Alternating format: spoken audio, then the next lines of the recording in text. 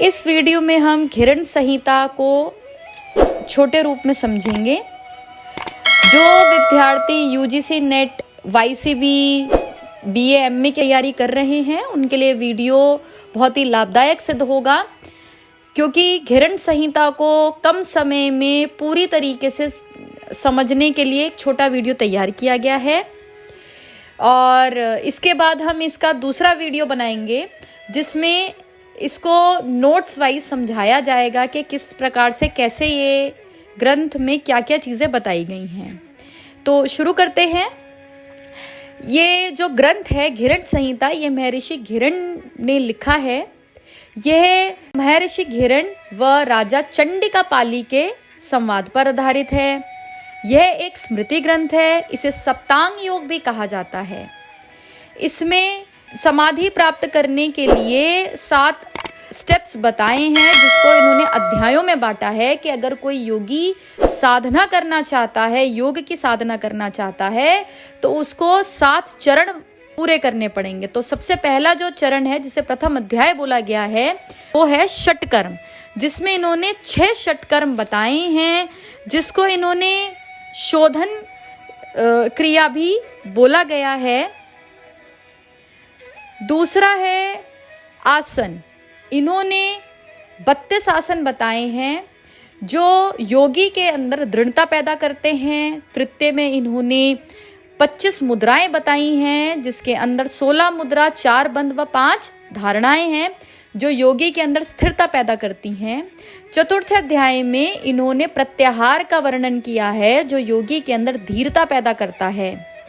पंचम अध्याय में इन्होंने प्राणायाम के बारे में बताया है, जो योगी के अंदर लंघम अर्थात हल्कापन पैदा करता है।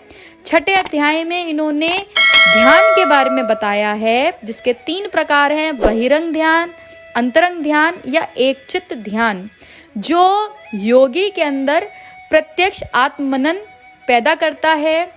7वें अध्याय में इन्होंने 6 प्रकार की समाधियां बताई हैं, जो योगी के अंदर निर्लिप्तता पैदा करती है। इसके साथ साथ कुछ और ध्यान देने योग्य बातें हैं। हठ योग के कुछ ग्रंथों में योग के 6 अंग बताए गए हैं। हठ रत्नावली में श्रीनिवास भट्ट जी ने चतुरंग योग का वर्णन किया है। गौरख शतक में श्री गोरखनाथ जी ने षडांग योग की चर्चा की है।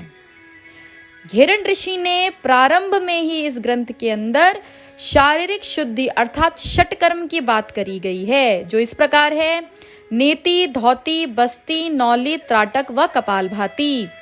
इन्होंने इन्हीं षटकर्म को हठ योग के 6 अंग माने हैं और इन्हें पहला योग का पहला आयाम माना है, जो इस प्रकार है। पहला है षटकर्म, दूसरा है आसन, तीसरा है मुद्रा, चौथा है प्रत्याहार, 5वां प्राणायाम, 6ठा ध्यान, 7वां समाधि। इनके अनुसार योग की साधना में सबसे पहले षटकर्म का महत्व है कि अगर शरीर का शोधन हो जाए तो शरीर योग की यात्रा करने के काबिल हो जाता है। और इसके बाद आसनों को रखा है ताकि जब वो आसन का अभ्यास करे तो उसका शरीर अंदर से मजबूत हो जाए, शारीरिक तौर पर मजबूत हो जाए।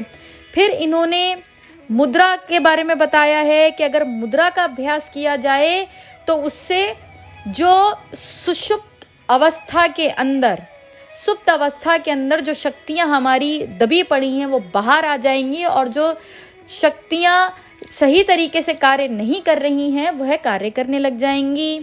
फिर इन्होंने प्रत्याहार का अभ्यास बताया है, जिसमें इन्होंने कई तरीके के मंत्र भी बताए हैं। इनके अभ्यास से एक चमत्कारिक प्रभाव पड़ता है योगी के अंदर। फिर इन्होंने प्राणायाम के बारे में बताया है। प्राणायाम जो है मनुष्य के अंदर जो स्राव होते हैं, विभिन्न प्रकार के स्राव होते हैं, उनको ये रेगुलेट करता है और अंदर से मजबूती प्रदान करता है, चित्त की वृत्तियों का निरोध करता है। और समाधि का जो इन्होंने बताई हैं, अलग अलग प्रकार की समाधियां जो बताई हैं 6 प्रकार की, उनके निरंतर अभ्यास करने से योगी अपने लक्ष्य को बहुत जल्द ही प्राप्त कर लेता है। और इन सब को इन्होंने घटस्थ योग बताया है। महर्षि घेरण जी ने जो 32 आसन बताए हैं वो इस प्रकार है: सिद्धासन, पद्मासन, भद्रासन, मुक्तासन जिसको सुखासन भी बोला जाता है, वज्रासन, स्वस्तिकानासन, सिंहासन, गौमुखासन, वीरासन, धनुरासन, मृतासन, गुप्तासन, मत्स्यासन, मत्स्येंद्रासन, गौरक्षासन, पश्चिमोत्तानासन, उत्कटासन, संकटासन, मयूरासन, कुटकुटासन, कूर्मासन, उत्तान कूर्मासन, मंडूकासन, उत्तान मंडूकासन, वृक्षासन, गरुणासन, वृषासन, शलभासन, मकरासन, उष्ट्रासन, भुजंगासन व योगासन। इसके बाद हम एक और वीडियो बनाने वाले हैं जिसमें इनको बहुत ही अच्छे से और डिटेल में हम एक्सप्लेन करेंगे। दूसरा वीडियो देखने के लिए आप हमारा चैनल ज़रूर सब्सक्राइब करें।